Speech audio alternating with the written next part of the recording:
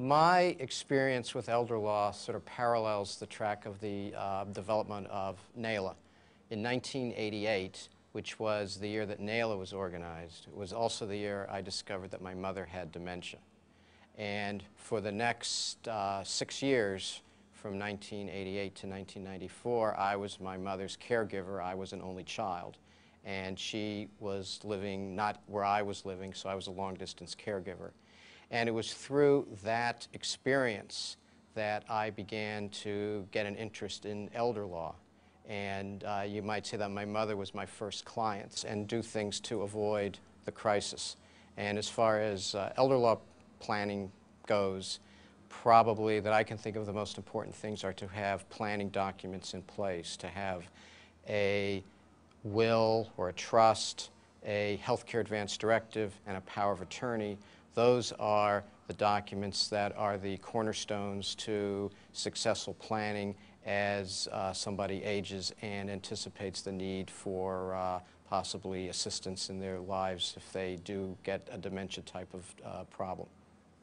Perhaps the biggest fear is uncertainty as to what's going to happen to somebody if their loved one has dementia.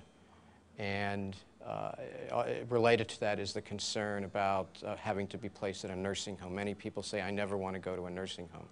So that is a fear that many people have, and I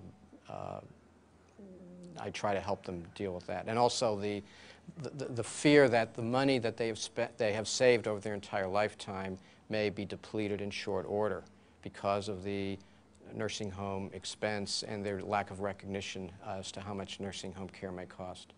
One factor is what is the best environment for the person. They want to be in an environment that is as stimulating as possible, but still offers the care that they need.